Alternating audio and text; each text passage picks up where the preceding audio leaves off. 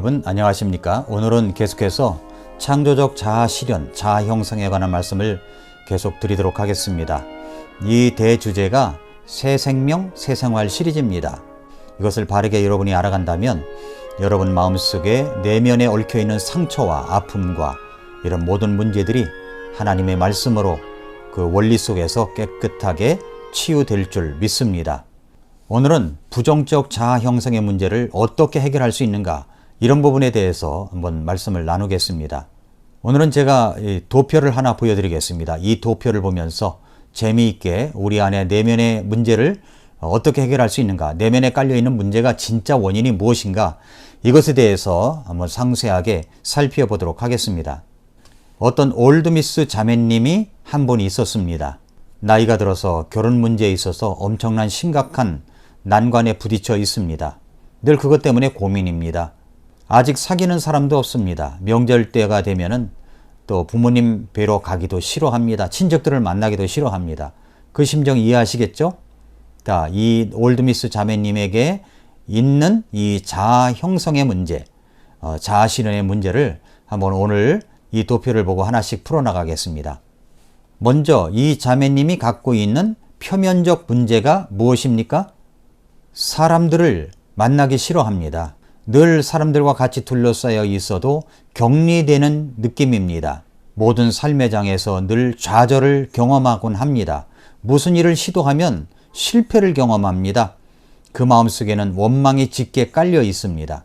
그 이웃의 주변의 사람들에 대한 증오와 시기가 그의 삶 속에 나타나고 있는 것을 자신뿐만 아니라 자기 주변에 있는 친구들, 이웃들, 그런 분들이 발견하기까지도 합니다. 표면적 문제입니다. 드러난 문제죠? 그러면 이 원인이 무엇 때문일까요?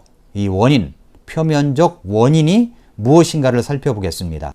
그러니까 표면적 문제, 고립, 격리, 좌절, 실패, 원망, 시기, 이런 표면적 원인은 무엇 때문일까요? 그것은 내가 시집을 못 갔기 때문이다, 결혼하지 못했기 때문이다 라고 단정 짓습니다. 여기에 부정적 자아 형성의 3대 요인이 있습니다. 그것은 열등의식, 비교의식, 피해의식입니다. 이런 세 가지가 합쳐져서 자신을 부정적 자아로 만들어가는 것입니다. 그렇게 저렇게 고통을 겪다가 상담을 통해서 내 문제를 좀 치유받아야 되겠다라고 해서 상담자에게 찾아갑니다. 그랬더니 상담을 받고 나오니까 약간의 어떤 치유의 경험을 갖게 되었습니다. 그래서 이런 결심합니다. 그래, 결혼이 꼭 행복을 보장하는 것은 아니야. 상담실을 나와서 이제 새로운 마음으로 다른 삶을 살아가겠다고 결심합니다. 아니, 그렇게 느껴졌습니다. 며칠 후에 길을 가다가 동창생을 만났습니다. 네, 동창생이 아이의 손을 붙잡고 가는 것이었습니다.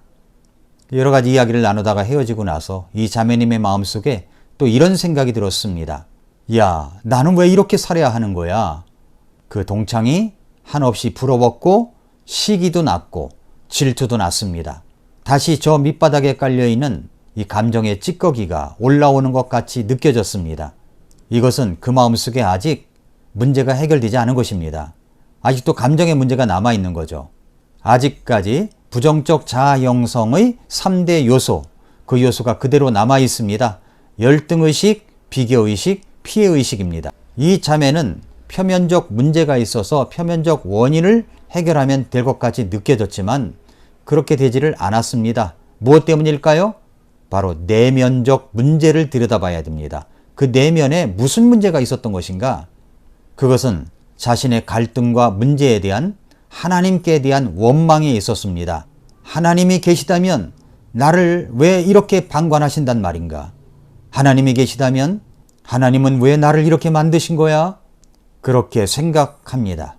우리도 그렇지 않습니까? 어떤 문제에 휩싸이면 똑같이 질문합니다. 하나님, 왜 나에게만 이런 피해를 주십니까?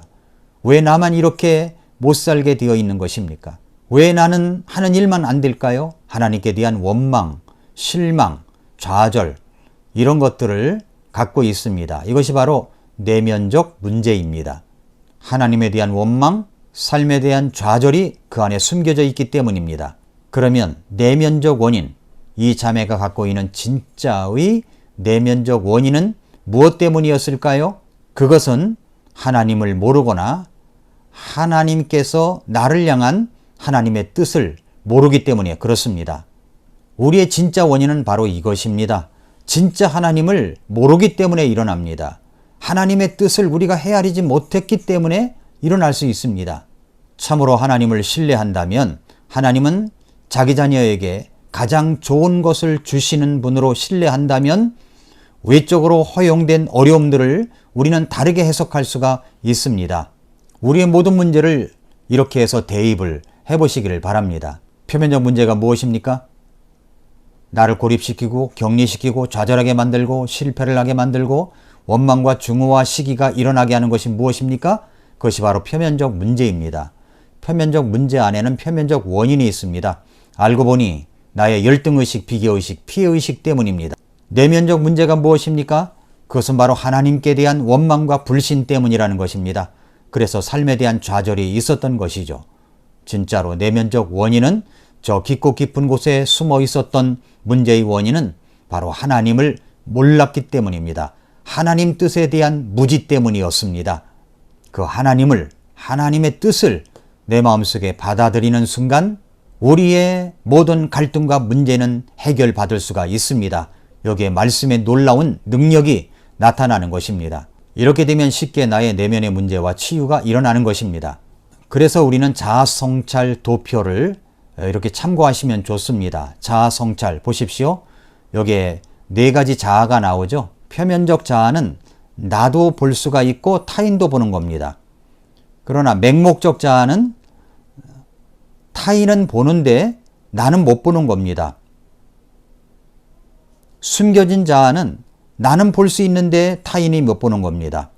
무의식적 자아는 나도 못 보고 타인도 못 보는 겁니다. 그러면 표면적 자아 문제를 어떻게 해결할 수 있을까요? 그것은 남도 알고 나도 알고 있는 문제이기 때문에 즉각적으로 교정해 나가야 됩니다. 또한 맹목적 자아, 나는 못 보지만 다른 사람이 보는 것이 있습니다. 그럴 때는 타인의 충고와 제안을 받아들이십시오. 숨겨진 자, 나는 보는데 다른 사람은 못 보는 것이 있습니다. 그러면 자신의 세계를 알고 교제하시기를 바랍니다. 무의식적 자, 이것은 나도 못 보고 타인도 못 보는 것입니다. 성령께서 보여주시고 변화시켜 주시도록 우리 주님께 맡기시기를 바랍니다. 사랑하는 애청자 여러분, 우리 안에 내면의 문제는 하나님의 말씀으로 성령님의 도우심으로 얼마든지 해결될 수가 있습니다. 새 생명, 새 생활의 원리를 하나씩 알아가서 적용한다면 여러분의 깊은 상처와 문제도 얼마든지 해결받을 수가 있을 것입니다. 계속해서 말씀의 귀를 기울여 주시기를 바랍니다. 아침마다 새롭다. 오늘도 미라클 모닝입니다.